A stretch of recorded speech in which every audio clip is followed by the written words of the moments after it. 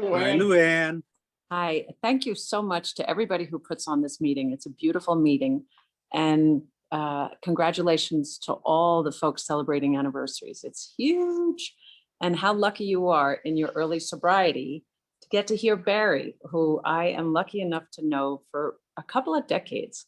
I met him through my uncle, and my uncle said, "Oh, you're going to love this guy. He's funny and he's got a beautiful heart." And when my uncle talked about people being funny, it was usually irreverent humor, which I particularly enjoy. And so what he didn't say, he did say he had a beautiful heart, but he didn't say what to me is the essence of Barry is, Barry, you're a gentleman, which to a compliment that I can give is the ultimate compliment: kind, caring, compassionate, gentle souled. And I can't wait to hear your story. I love you. And I love a lot of you on this Zoom thing that I know. And I'm sure if I knew all of you, I'd love you all. So take it away, Barry. Good evening, everybody. My name's, excuse me. My name is Barry. I'm an alcoholic. Thank you, Barry. Luann. Thank you for having me. It's a pleasure to be here. I see a lot of friendly faces that I haven't seen in a while, and some faces that I know for a long, long time. Thank you, Luann, for introducing me. It's a pity my wife didn't hear all that. And I doubt if your Uncle Billy said I had a beautiful heart. I don't know if those words ever passed his lips, but anyway. Actually, he really did, Barry, because he had to warn me off a few of your crowd. So nice. Anyway, it's good to be here. My sober date is October 23rd, 1991, and for that I am truly grateful. I haven't had a drink since that day because of you people, Alcoholics Anonymous, and a power in my life that I choose to call God today. Have I wanted a drink? Absolutely. Have I thought about drinking? Yep. Have I dreamt about drinking? Yes, I have. And I remember the first drink I ever had. It took me probably 10 to 15 minutes to realize, oh, I woke up and I said, why in the name of God, why did I drink? Because everything was going wonderful. And I felt sick in my stomach, like I typically would when I wake up after drinking. And it took me 10 to 15 minutes to realize it was a drunk dream. And I started to realize the power of the disease of alcoholism. It was cunning, baffling, and powerful, and it gets you and works you in ways that you don't even realize. When you're awake, it's working. When you're asleep, it's working. And I made a promise to myself when I was a young boy. I was raised in a small town in Ireland, kind of rural. It was 4,000 people population. So if I was downtown, what we call downtown, hanging out with people I wasn't supposed to hang out with or doing things I wasn't supposed to do with, it got home to my mother before I got home. So that's the kind of town I lived in. And I made a promise to myself that I would never drink as a young boy. Because anytime there was a raised voice, a heated argument, one of those nasty discussions, alcohol was always the driving force. And the alcohol was always in my fault. And I said to myself, I don't ever want to be like that man when he's drinking. When he's not drinking, that's the man that I want to be. And that's the man that Luann described earlier, because that's the kind of man my father is when he's not drinking. And that's the man that I wanted to be. But when he's drinking, I don't want to be that way. And I made a promise to myself never to drink. And I had a lot of success right up to the age of about 13 or 14. I held that promise. And of course, like a lot of us, I broke that promise. And I remember being as a young kid, everywhere my father went, I went with him. I was a shadow of him. He would go upstairs, I was with him. He'd go out the back of the house, I would with him. He was always in a gin mill someplace, and I was always with him. And I would remember grabbing his pint glass and taking a sip out of it and getting that mustache across my lip. And I was 5, 6, 7 years of age. And I hated the taste of alcohol. Absolutely hated it.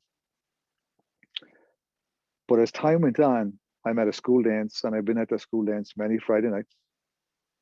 It was out in the middle of nowhere.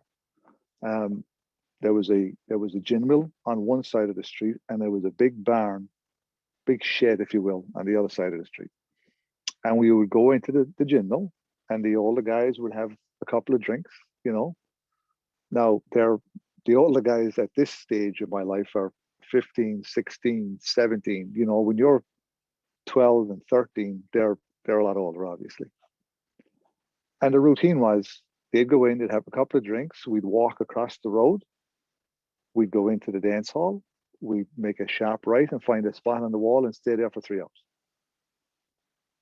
And every Friday night, that was the routine. And every Friday night, I would find my spot in the wall and try to build up enough courage to ask that one girl out to dance. It never happened, except for this one night. Went to the gin mill. The older guys had their drinks. And I had a pint and a half of Carling Black Label Lager. And I walked across the street and I went out onto the dance floor. And I went from a wallflower to John Travolta in a pint and a half. And my life changed. The magic happened. And I realized this is why people drink. I said, why didn't I drink sooner? Because that night my life completely changed.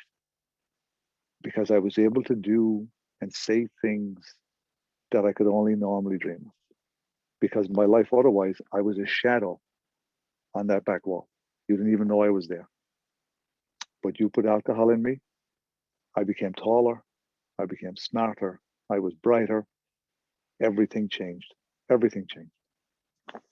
And I went on my merry way, and my drinking career took off. And at a very young age, I had a large capacity for large amounts of alcohol. And that's just the way it went. And there were a lot of good years in the beginning, you know. And of course, you have to fine tune your craft. There was nights I'd have drinks and I'm throwing up and they're carrying me home after 2 drinks. And then you go out and you're able to have 3 drinks. And it happens like that slowly in most people. With me, it was at 16 and 17, I was drinking all day and all night and getting up and going to work in the morning on the weekends. You know, I would drink all day Sunday, all night Sunday night, and get up and go to work Monday morning with a horrendous hangover at 16, 17 years of age. You know, if that wasn't a sign, but you fly past all these signs came up and you just flew past them. You're 17 years of age. You can't have a drink problem at 17 years of age.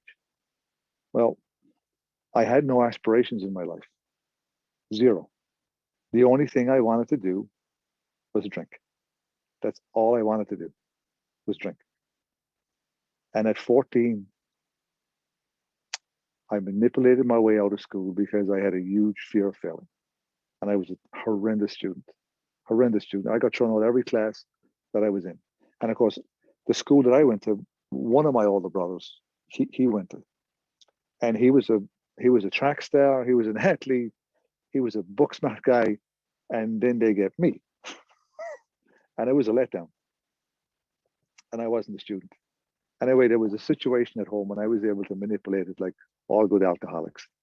And I found myself leaving school and working full time at the age of 14 and 15. And I would get paid on a Saturday night, cash. I'd give my mother money for the house and the rest went into my pocket. And there were times I was borrowing money on a Sunday afternoon to get me through Sunday night.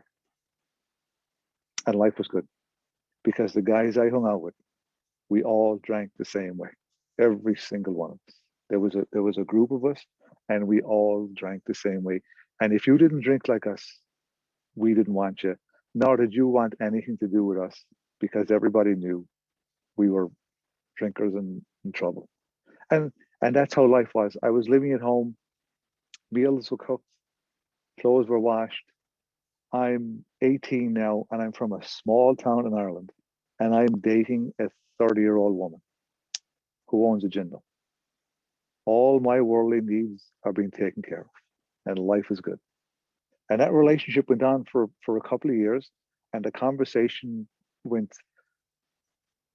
we should get serious and we should settle down and we should get married. And I'm going like this on the outside. And if you could see my insides, they were screaming. how the hell do I get out of this? All this responsibility that's going to be bestowed on me, how am I going to do it?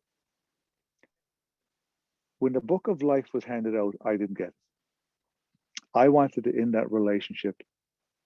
One, I didn't have the courage, and two, I didn't have the knowledge.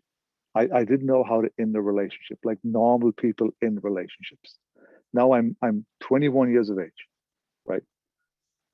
Got into a little trouble with the drinking, but nothing I couldn't get out of. And I'm in this relationship and I want to get out, and I can't. I don't know how. I know what I'll do. I'll come to America. That's what I'll do. So what did I do? Hopped on a plane, came to America, picked up the phone, called that girl up, and I said, listen, it's not you, it's me. It's not going to work out. Now, two key factors. You would think first time on a plane I would remember. I have no idea.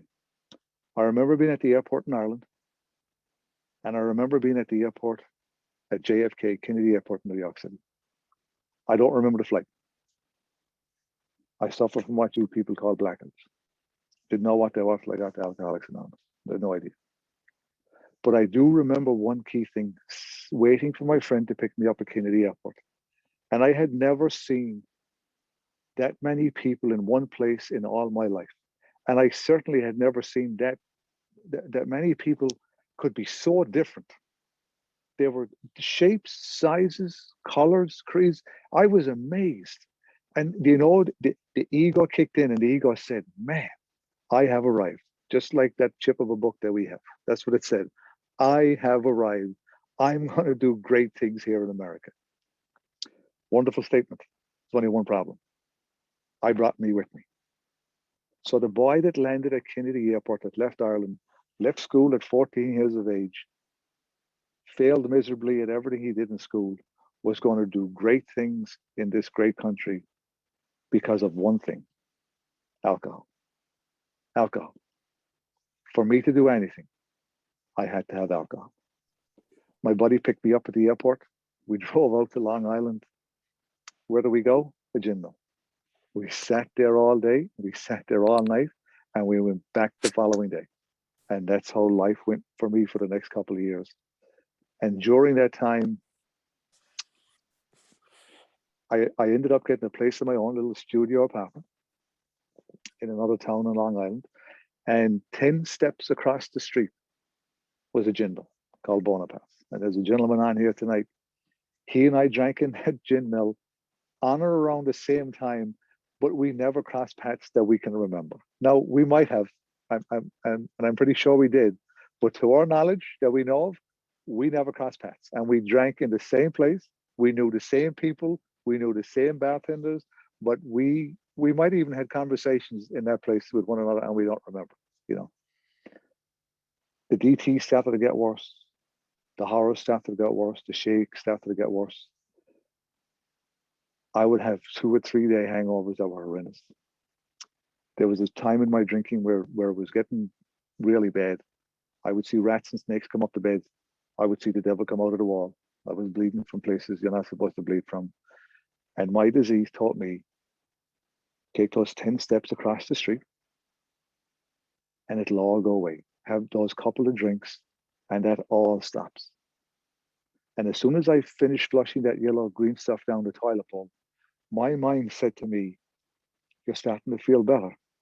If you want to start feeling really good, go across the street and have a couple of drinks. An hour later, 4 hours later, 2 days later, I was across the street having those couple of drinks, not even remembering that last debacle that I had, the horrors that I had, the shakes, the DTs, the rats, the snakes, the devil coming out of the wall. That didn't enter my head. My disease told me it'll be different this time. It'll be better. And I believed the lie every single time. And I had no defense against the first drink. And I picked up that first drink. And that's exactly what I did. And that's how my life went on for the next couple of years. And I drank raining, sunshine, girlfriend, no girlfriend, job, no job. I would say to myself, I can't give up drinking now because when my daughter gets married, you have to drink the toast at the wedding. Well, at the time, I didn't have a daughter, I didn't have a girlfriend, I didn't have a wife. But that's how this alcoholic mind worked. And I would believe it. Yeah, when my daughter gets married, right. There wasn't a woman in miles of me to have a daughter with. And I couldn't have that responsibility because I wasn't capable of looking after anybody else, never mind a small child. Because there was one point in my life in that studio apartment, there was a mattress in the corner. There were little these plastic cups full of cigarette butts. The toilet had been backed up for weeks. I would take clothes out of a black plastic bag, dirty clothes out of a black plastic bag, spray them with deodorant, put that on, and head out the door. And I thought I looked good. And I believed that life was good. As long as I had some sort of money in my pocket, whatever it was, just to get me from that studio apartment to across the street, I knew I was going to be okay. And in that place, we were talking about it before the meeting. They were sitting at that countertop in that gin mill, literally dying. They were dying. McGuire and Riley sat in the same seats every single day. And I know they sat in the same seats every single day because I sat in the same seat every single day. And those two guys were literally dying. And that was my future in front of me. And I couldn't see it. I said, no, that'll never happen to me. And of course, I started out when I was younger, drinking in these fancy places with people my age. And then it slowly, the levels started to go down and down. And you end up in Bonaparte's in Baldwin, where the jukebox, there's more life in the jukebox than there is at the counter. And everybody in the jukebox was dead for 20 years. And I loved it. Well, you walked in the door of that place, there was a beer put up in front of you before you got to your seat. I said, wow, this is fantastic. And that was my life. I had zero aspirations of going back to school, finding a career, settling down, none of it. My disease had me where my disease wanted me, and that was to drink at all costs. I got to America in 1988. My mother went into hospital the same year with ovarian cancer. 3 years she suffered with it. Not once in 3 years did I make an attempt to go back and see my dying mother because my disease says, you're not going back there. Ego and pride would not let me go back. My disease says, no, you're not going back. And I didn't go back. And I used that as an excuse to go drinking. Oh, my poor mother, the woman I love, but I can't show it because I'm wrapped up in alcoholism. That's the power of alcoholism. That's how it is in me. I'm not a nice guy that drank too much, as Luann's uncle said many, many times. We're not nice people that drank too much. I'm not a nice person. I didn't care about you. I didn't care about me. I couldn't care about my dying mother because alcohol said no. And I got the call. My father called me. Come home. She's going to pass at any moment. And I fly home. And I'm there for 2 weeks and she passes away. Now I have nothing to do. I saw my mother in those 2 weeks, and I can't remember if I saw her twice or 3 times in those 2 weeks. The first time I definitely saw her was the day I landed, because we went from the airport to the hospital. After that, I don't know if I saw her 2 more times or once. I have no idea, but I would leave my father's house, go down the street to the gin mill, light the fire there, sit at that fire and drink all day, feel sorry for myself, and look for everybody's attention. And I was getting it, because now I have the ultimate excuse. And that fateful night came when my father opened the door to my bedroom. And of course, he walked me out of a stupor. I was drunk. I think it was like 3 o'clock in the morning. And he said, she's passed away. And I went, oh, thank God. Not that her pain and suffering was over. I said, now, thank God I can drink the way I really want to drink. Selfish and self-centered. That's who I am. And I figured I'm going to keep on drinking And the guys with the white coats eventually will come. They'll lock me up, wrap me up in a jacket, bring me to someplace safe, put me in a padded room, lock the door and throw away the key. And I was perfectly okay with it, as long as they picked me up when I was drinking. That was my vision. That's how I wanted to go out. That was the goal I had in my life. That was it. I'm in that studio apartment and I'm in the horrors. I'm in the DTs are horrendous. And I got to the point in my life where I want to drink, but I can't drink. I know I shouldn't drink. I have to stop, and I can't stop. What's killing me is keeping me alive. And I got to that point. You know, we talk about, the book talks about we crossed that line. I don't know when I crossed that line. I was probably drunk when I crossed that line. I didn't know I crossed the line, to be honest with you, when I did cross it. But I got to that point where I have to drink and I don't want to drink. That's a tough place to be for an alcoholic.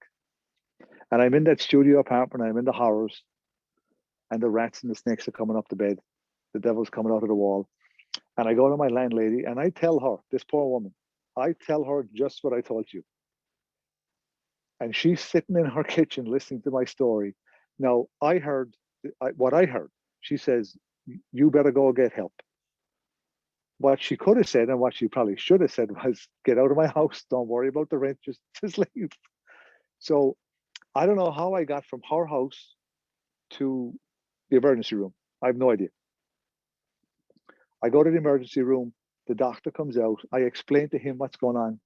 He said, do you drink? No. First words out of my mouth after the question is asked, no. He said, okay. He said, all right, come with me. We go in an elevator. We go up a couple of flights. He puts a key in the door. We walk in and the door locks behind me. I did not know where I was, but I heard the locking of the door behind me. And I said, this is it. Life's over. I was there for a couple of days before I realized that I was in a psychiatric ward.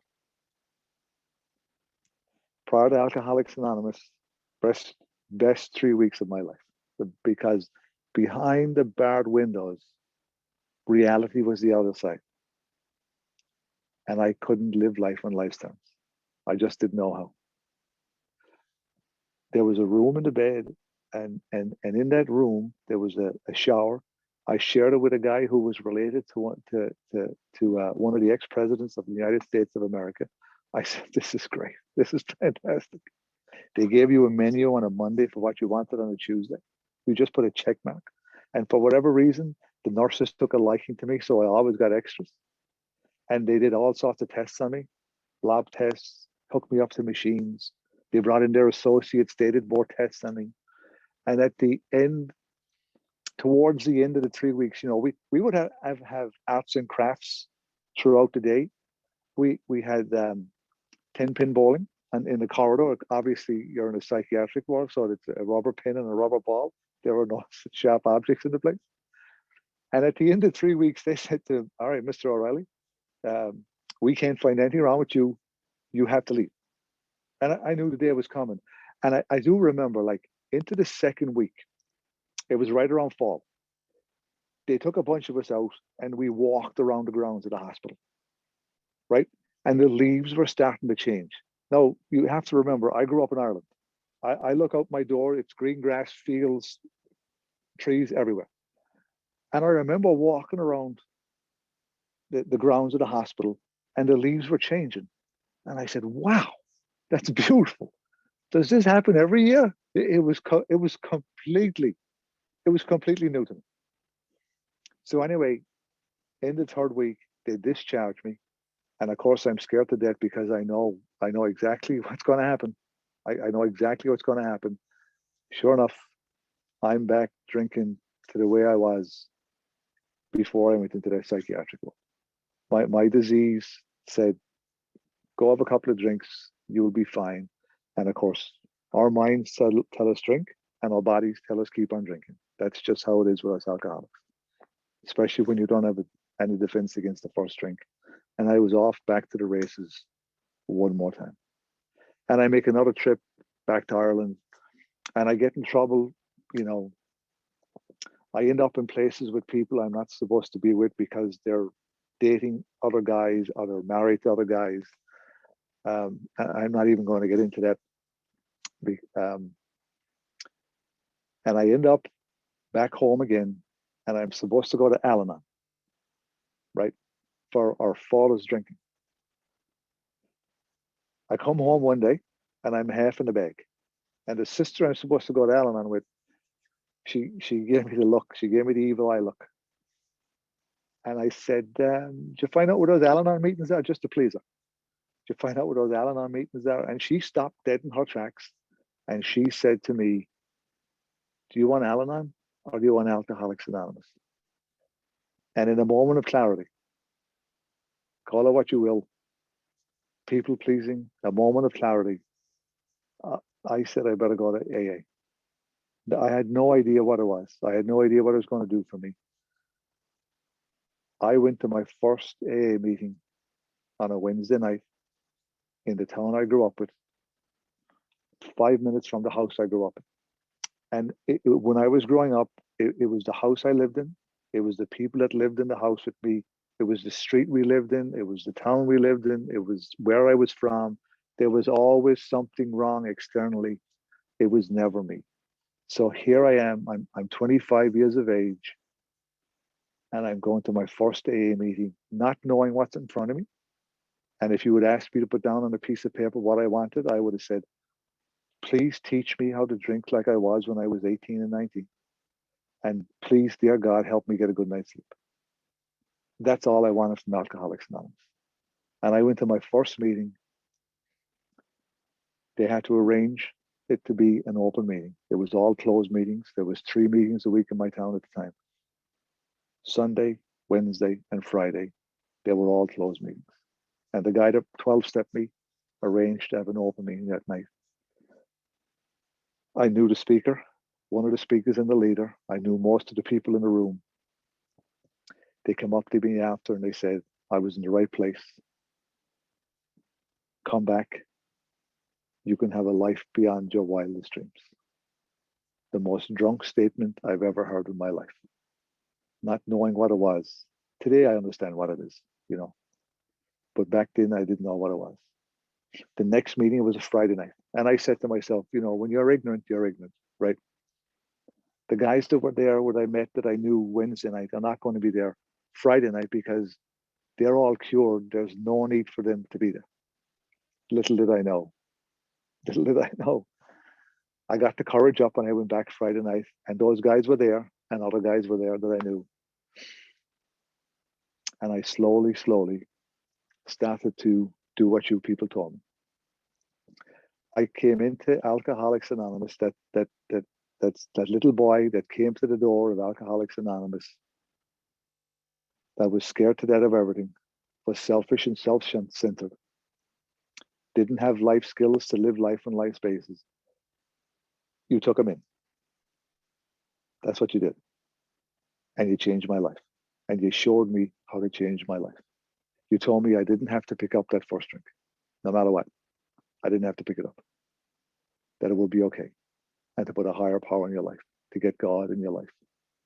Put these steps in your life, do what they say, and you too can have that life beyond your wildest dreams. So that boy that couldn't handle life on life's terms, or couldn't handle responsibilities, and ran from everything, and who literally was afraid of everything, but alcohol gave him the courage to face it. And then that alcohol turned on him, and it didn't work anymore. It stopped working, you know, and it started just to chew away at me. That's the guy who showed up at the doors of Alcoholics Anonymous. That's who you took in. And you didn't say, no, you can't come in here. We don't want you. You didn't say that. You said, come on in. You're in the right place. You're safe. And you can have that life beyond your wildest dreams. And the God I came in with was hellfire and brimstone. I sat in that church pew. We as a family, the O'Reillys as a family, went to 12 o'clock mass. We sat probably in the same pew, 1 or 2 pews off for years. And I heard the priest say as a small boy, if you have evil thoughts, if you do wrong, if you say wrong, if you act wrong, you're going to go to hell or purgatory. As a 6-year-old, I had evil thoughts. I had impure thoughts, is what they call them. I said, I'm doomed. I'm doomed, so I'm going to go on my merry way.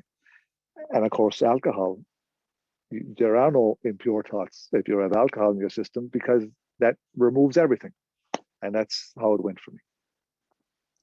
And the God I came in with was hellfire and brimstone. Hellfire and brimstone. That's the God I came in with. Anything that went wrong in my life, it was God's doing. Anything that was good, it was just pure luck. That's the God I came in with. And I'm at a meeting one night in that smoke-filled room back in my hometown. And there's a guy sharing, his name's Martin, and they call him the Bulldog. He's like 6'4", he's 4 foot wide.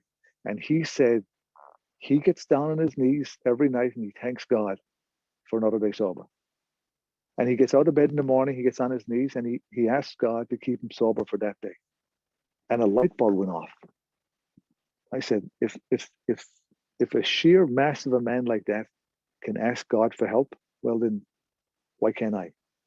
And I slowly started to open the door to let God into my life. Because our book tells us all we need is a willingness. That's all we need.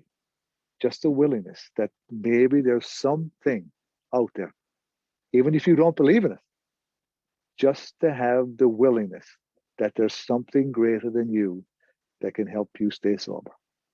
Because it was told to me, alcohol is greater than I was. You need something greater than alcohol.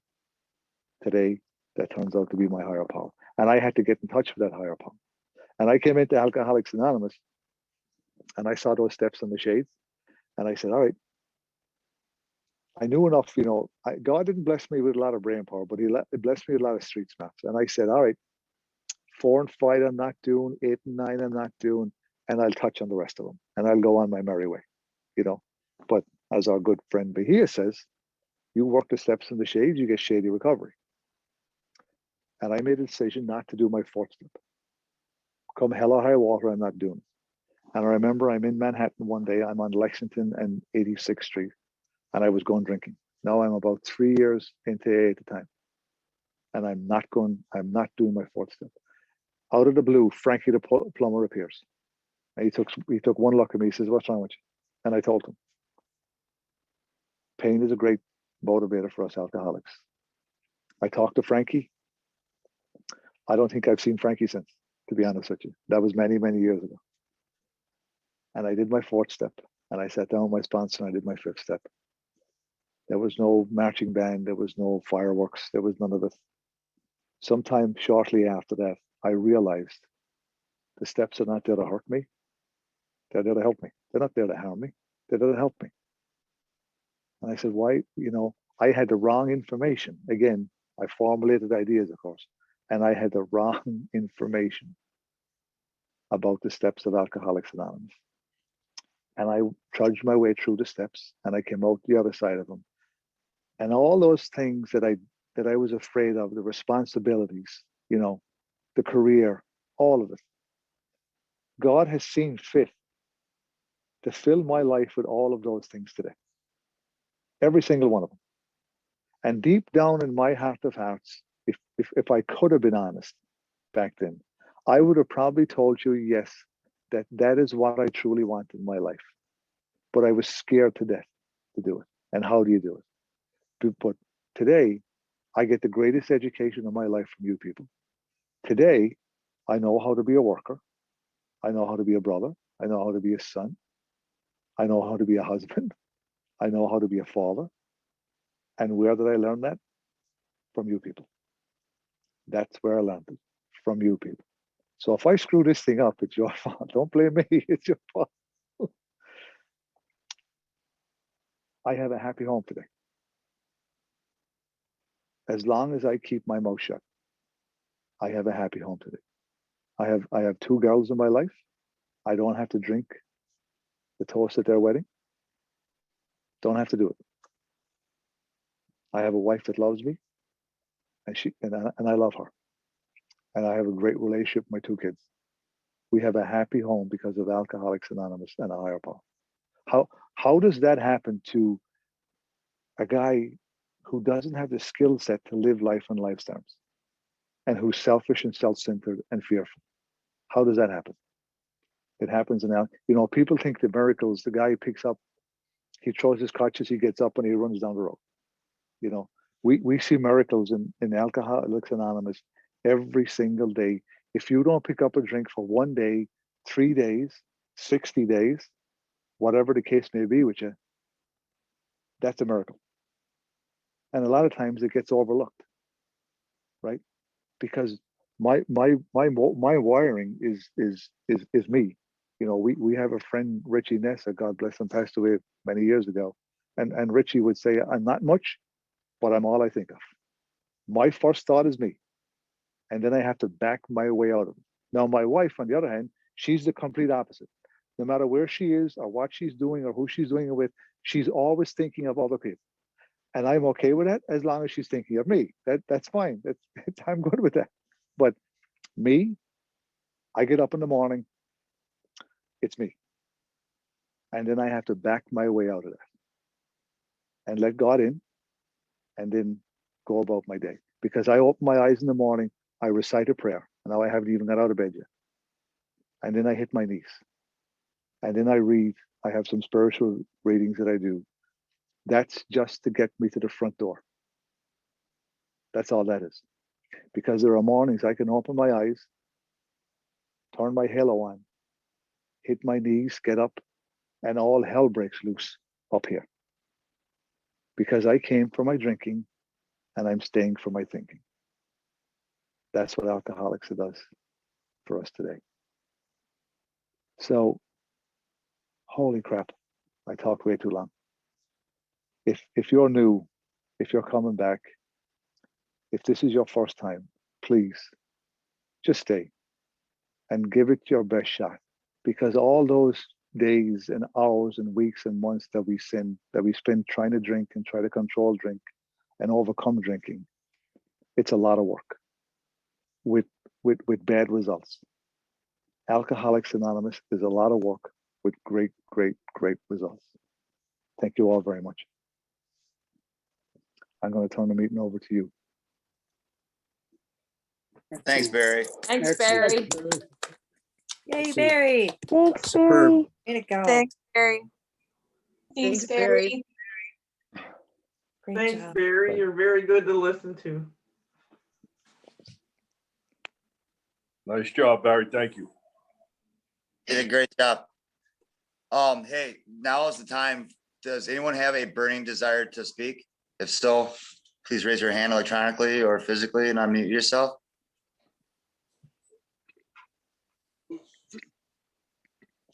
All right, cool. And if you do between now and the end of the meeting, go ahead and speak up. We can open up the meeting now to comments and questions for Barry, or just in general. If anyone would like to share, please go ahead. We've got 7 minutes.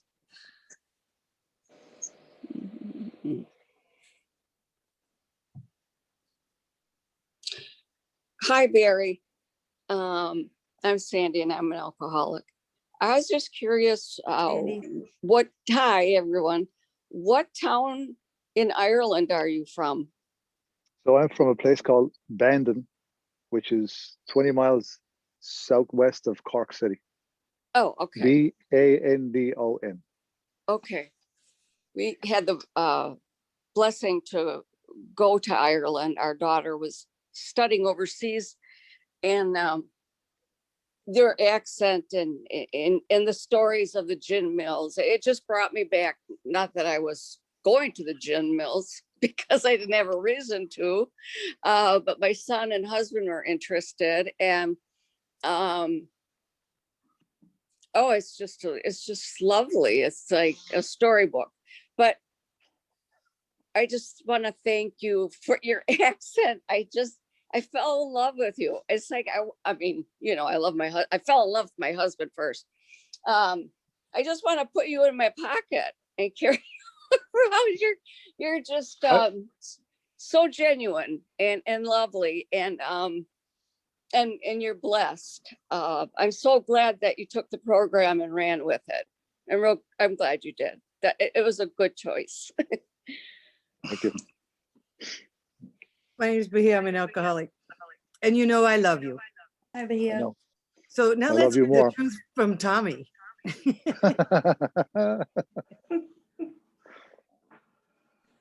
Tommy's not talking. Yeah, Tommy, what did he leave out?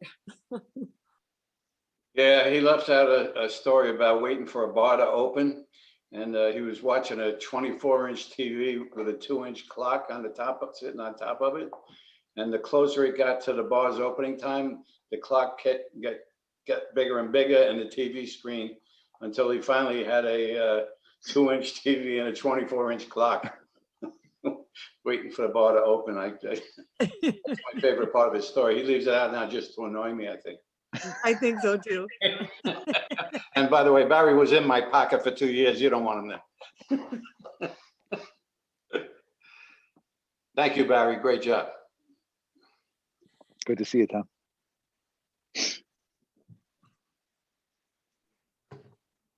Hi, Barry. I'm Tyrone. I just want to make one comment, and it kind of stuck with me. You said the most drunk statement you can make is you can have a light behind your wildest dreams. And that kind of stuck with me. And that's what a drunk alcoholics statement that they make, you can have a light behind your wildest dreams, and that can happen. So thanks a lot for sharing. And you said a lot, I put a lot down, but that stuck with me.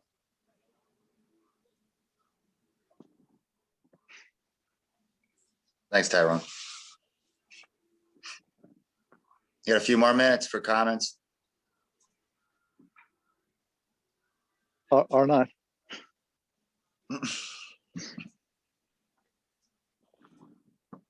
Well, I'll just say, hey, my name's Chris. I'm an alcoholic. You know, you just remind me of why I'm here.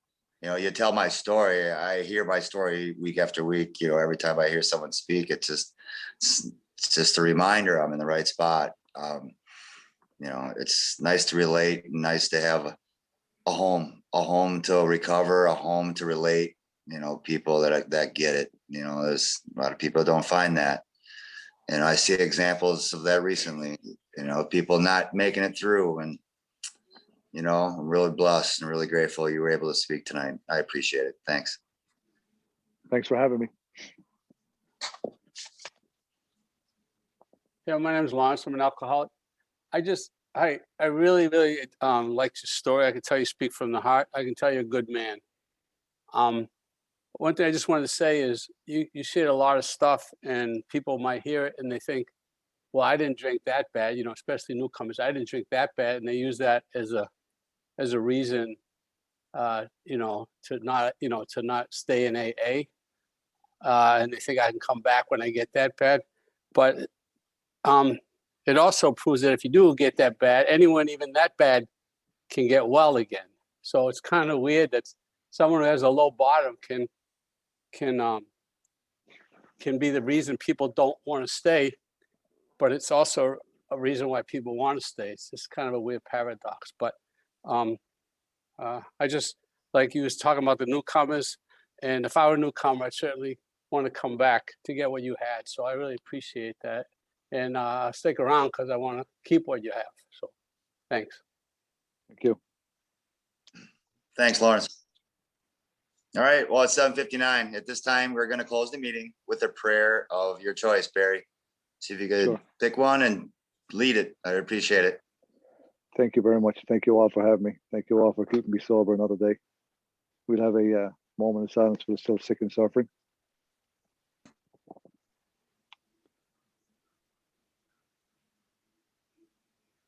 Whose Father?